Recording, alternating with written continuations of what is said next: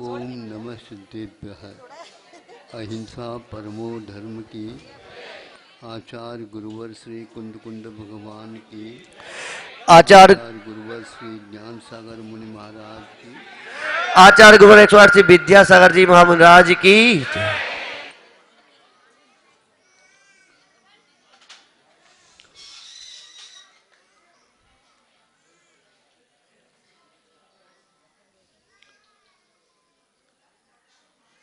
त्रियंचों में कई प्रकार हैं।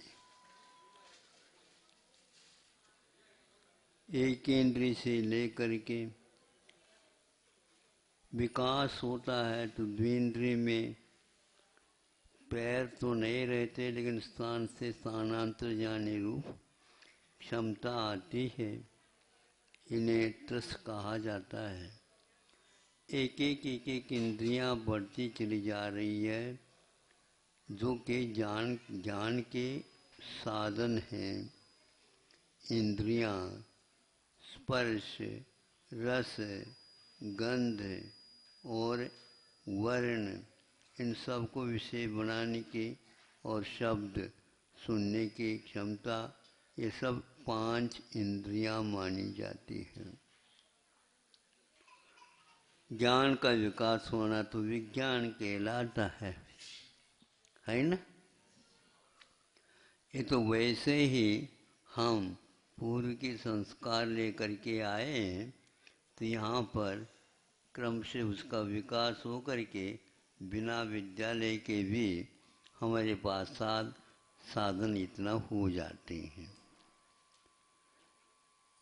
अब इसके उपरांत एक मन और आता है, वह भी ज्ञान का साधन है। वह है इंद्रिय नहीं, किंतु वह इंद्रियों के विषयों को भी विषय बनाता है, मान्यता के अनुसार, मानने के रूप में, इच्छा के रूप में, संज्ञा के रूप में। फिर इसके उपरांत इसका विकास रुक जाता है। भिन्न भिन्न साधन इसके लिए, जैसे भिन्न भिन्न कारें, स्कूटर, मोटरसाइकिल, साइकिल वगैरह होते हैं, उसी प्रकार इनके भी फैक्ट्रियां, कंपनी लगती हैं और उसमें ये आप लोग बेच लेते हैं और खरीद भी लेते हैं।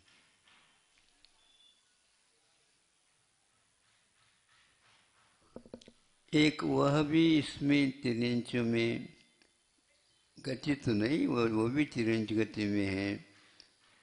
उनके पास पंख मिलते हैं। वैसे चींटी वगैरह में भी पंख होते हैं, लेकिन ये पंख थोड़े से अलग रहते हैं। तो पंख होते हैं तो जीवन के आदि से लेकर के उनका थोड़े से 1 आध महीने के लिए ट्रेनिंग, जिसको बोलते हैं आप लोग, दी जाती है माता पिताओं के या और कोई संभालने वालों की अपेक्षा से। फिर आप लोग क्या कहते हैं, हाँ अब क्या पंख आ गए। घर में कहते हैं ना आप लोग बच्चों को, हाँ बच्चों अब तो तुम पंख आ गए, बड़े हो गए, ठीक है, उड़ गए। अब ये उड़ गए तो अब ये आपके इसके बारे में सोचा तो है कभी? ये भी एक साधन है कर्म का। जो छोटे छोटे चिड़ियाँ भी होती हैं, तो वो भी पंख के द्वारा आसमान में एकदम कहाँ पर चली जाए पता तक नहीं लगता। चिड़ियाँ हैं, तोता है, कबूतर हैं, चील हैं, गिद्ध हैं, आदि आदि बहुत सारे हैं। ये कभी पंख को उपयोग करें तो गिर नहीं सकते। और आप थोड़े से हाथ की बना लो, बच्चे जैसे बनाते हैं ना, यूं यूं लोग काटते हैं, बिंब प्रतिष्ठा के समय पर उनको ऐसा प्रशिक्षण दिया जाता है, वो उड़ते हुए आ जाते। और उसमें वो किसी एक वैज्ञानिक का कहना था, एक मक्खी के पास भी, जो कि चौरेंद्रीय माना जाता है, उसके पास भी पंख होते हैं। उन पंखों के माध्यम से वो कहाँ से आती है और कहाँ चली जाती है पता ही नहीं लगता। बहुत उसका भी वेग रहता है। विमानों के साथ उसकी तुलना की गई है। इतने दूर तक तो नहीं गए, लेकिन वेग की अपेक्षा से, गति की अपेक्षा से अल्प समय में वो भी अपने आप को लेकर के उड़ जाती है। तो उसके पास भी पेट्रोल भी होगा, पेट्रोल भी होगा। और कौन सी, किस प्रकार की वो पेट्रोल है जो उसके उस उड़ान में काम में आ जाता। बार बार सोचता हूँ, ऐसे ही कुछ चमत्कार कर्मों के उदय के कारण हो जाते हैं। मुनि महाराज को भी यह क्षमता प्राप्त हो जाती है।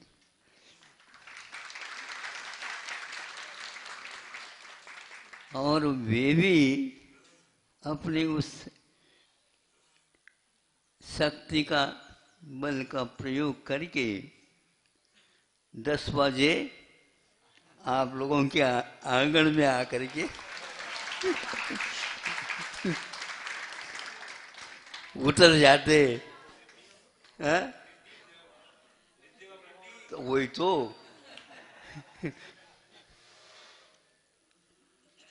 अब कहा जाते हैं महाराज, देखो चक्रवर्ती के यहाँ नहीं गए और सोम और राजा सिंह जैसे के यहाँ चले गए, और 4-5 श्रावक और मिल गए, सलाह मशवरा कर दिया, महाराज को शिकायत करेंगे। हमारे सामने सामने से आप, चक्रवर्ती के सामने से आप निकले। सोचो, आप तो वैसे उपदेश देते हो महाराज, हार कर गए, बातचीत करना था, ओम नमः सिद्धि। अब क्या कर सकते, चक्रवर्ती हो, तुम्हारे पास में रिद्धि है, तुम भी उड़ सकते हो, आ जाओ। जहां पर हम जाएंगे वहां पर देखता रह गया। और सोचने की बात है, ये मनुष्य अवस्था में इनको पंख तो नहीं मिले थे, लेकिन बीच में कौन सा ये चमत्कार हो गया। किंतु उसका कोई भी उन्हें गर्व गारव नहीं है। बड़े बड़े सेठ साहूकारों के यहाँ कारें आकर के खड़ी हो जाती हैं, अच्छी अच्छी कंपनी के। देशी अच्छी नहीं लगती कुछ लोगों को, विदेशी अच्छी लगती है। विदेश से ले आकर के देश में उसको चलाते हैं तो फिर, लेकिन ये भी ध्यान रखो, जिस प्रकार आपने विदेशी कार खरीद ली, सड़क भी ले आते।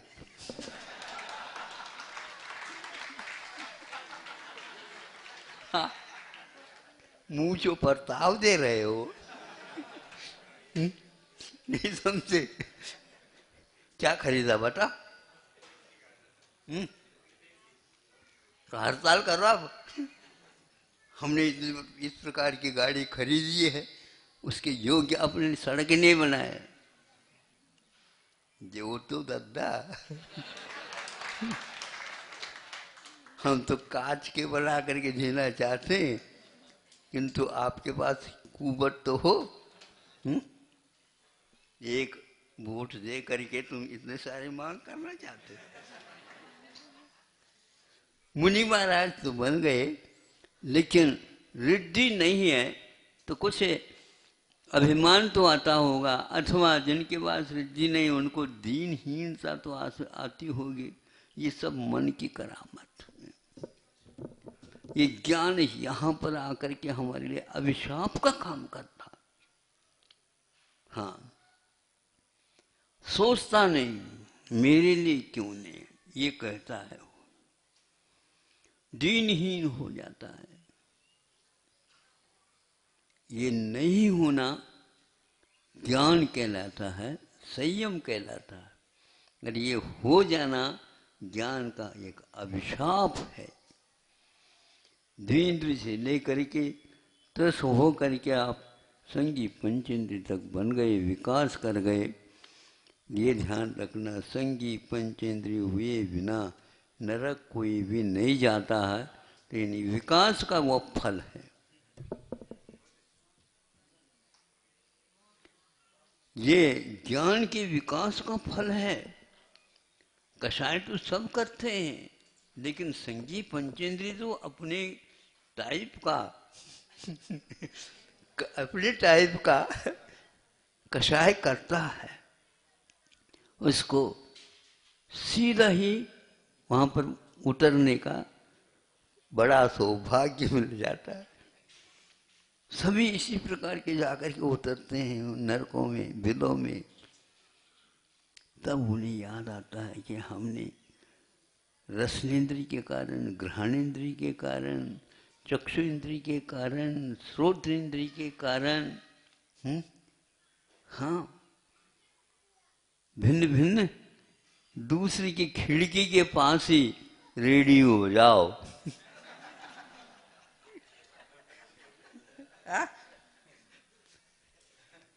हम क्या करें? कई व्यक्तियों को कई कहना पड़ता, भैया तो वो ठीक है, रेडियो तो आपकी है, लेकिन ये भूमपुत्र हमारे खिड़की की ओर क्यों? हाँ, बोलो, तुम अपनी खिड़की बंद कर लो। और सोचो तो सही, सारे सारे लोग सो रहे हैं, आपको सुनना है तो अपने घर तक ही उसकी आवाज को रख लो।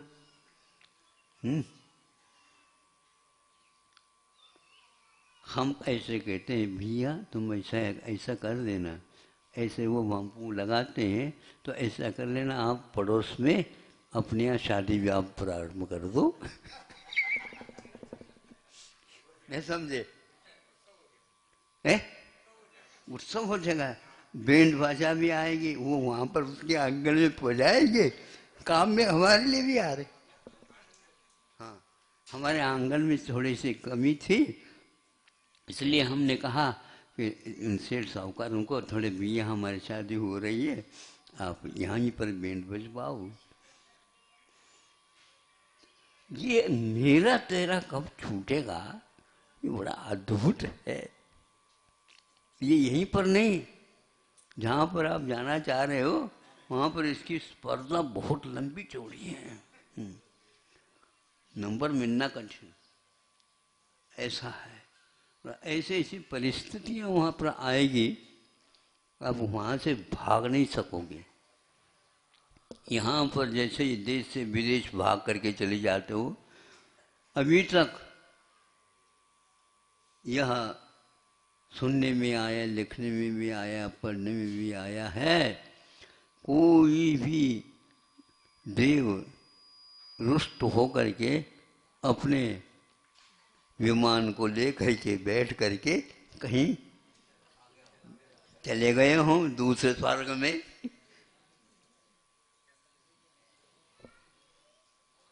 वहाँ पर भी एक स्वर्ग से दूसरे स्वर्ग में जाने का प्रबंध है, जाते हैं, क्षमता होनी चाहिए। और वहाँ अवधि ज्ञान हमारा काम नहीं करेगा वहाँ पर, जैसे मोबाइल कई स्थानों पर आपका काम ही नहीं करता, ऊपर जाना पड़ता है, नीचे जाना पड़ता है, कहीं भिन्न भिन्न कंपनी के होते मोबाइल, सुना है हमने। ऐसा ही है ना। हाँ हाँ, तो रेंज होती है, उनकी सीमा होती है, उस सीमा के बाहर काम नहीं कर सकते। बड़े बड़े सेठ साहूकारों का भिन्न भिन्न मोबाइल होते हैं, काम करते हैं। तो ये इस प्रकार आत्मा में भी शक्तियाँ आ जाती हैं, तो इसका सदुपयोग बहुत कम लोग कर पाते हैं। किंतु विशेष रूप से कषाय के कारण, अभिमान के कारण, निसंदेह मात्सर्य के कारण, प्रसोद के कारण ये सारे काम होते रहते। सब ज्ञान का एक प्रकार से दुरुपयोग है। इसमें अपनी आत्मा को समझाना, अपने मन को मरोड़ करके कान पकड़ करके बिठाना, ये बहुत कठिन है। बच्चे तो आपके रहते हैं, लेकिन बड़े होने के उपरांत आप उनको कुछ करके देख लो, धंधा क्या होता है? हाँ, सीधा ही पहुंच जाएंगे वारंट लेकर के, कुछ नहीं कर सकते। हम यहाँ पर आए हैं तो आपके पुण्य से ही नहीं आए, हम अपने पुण्य से आए, हिस्सा लेने के लिए आए, ध्यान रखो।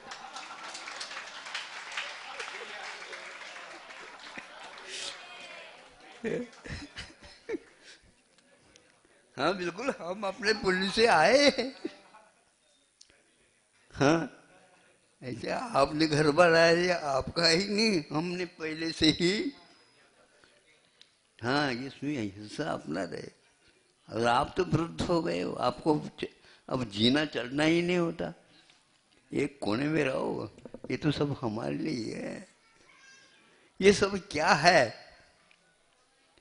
बहुत सोचने से इसके विषय में मन में लगता है कि भैया बिना मतलब निष्प्रयोजन ही हम कषाय करते हुए अभी तक आ रहे हैं।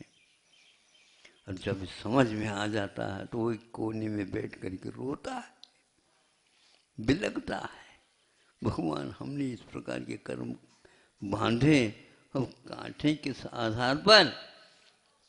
कोई बात नहीं, अहमपन को छोड़ दो, मात्सर्य छोड़ दो और पापिष्ठीन दुरात्मना प्रारंभ कर दो। मैं पापी हूँ, मैं दुरात्मा हूँ, दुष्ट हूँ, मायावी हूँ, लोभी हूँ, जो हूँ, ये सारे सारे शब्द कम पड़ रहे हैं। टाइटल नहीं समझे, अनेक उपाधियाँ लगाना पड़े, ये सब पश्चाताप के अग्नि में झुलसते रहते हैं। इसको प्रतिक्रमण कहा है, इसको आलोचना कही है, इसको गर्हा कही है। इसमें क्या निकाय, ओहो रात दिन मुनि महाराज अपने आप को कोसते रहते। कोसना समझते हो? अपने आप को धिक्कारते हैं। या आप दूसरे के लिए नहीं करो, दूसरे के लिए करोगे शक्ति तो लग जाती है, लेकिन उससे फल ठीक नहीं निकलेगा। पेड़ बो दिया, पेड़ लगा लिया, लेकिन बबूल के कांटे निकलेंगे, विषैले फल लगेंगे उसमें। आपके द्वारा किया हुआ विषैले फल देने के लिए आप तैयार हो जाओ। यह परिस्थिति है, इसलिए इतना ही पर्याप्त है। कल का अलग विषय दिया था, आज भी उसी का है विषय, थोड़े बहुत परिवर्तित करके। आप विकासशीलों में हो, अब विकसित हो गए हो अमेरिका के समान, अब देख लो क्या करना चाहते हो। भारत में विकसित हुआ है तो आप लोग भी विकसित हो गए हो।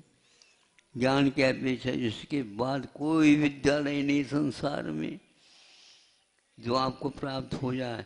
हाँ, कुछ त्याग तपस्या करने से कुछ ऐसे भी क्षमता प्राप्त हो जाती है महापुरुष और साधु सन्यासी ऋषि इसके उपयोग नहीं करना चाहते कभी, और करते भी हैं तो वह कृत्रिम चैत्यालय वगैरह के जा कर के वहाँ के वह वैराग्य का वातावरण, देवी देवता संख्यात उतरते रहते हैं और वह रिद्धि सिद्धि के माध्यम से और अकृत्रिम चैत्यालयों के आंगन में बैठ करके प्रभु जी की आरती, गीत गान, नृत्य, सामायिक पाठ इत्यादि करते रहते हैं। अभी तो उनको याद ही कर रहे हैं हम, जब मिलेगा मिलेगा, और अपने भी आंखें तृप्त होंगी। अभी तो प्रवचन के द्वारा ही संतोष कर लो। अहिंसा परमो धर्म।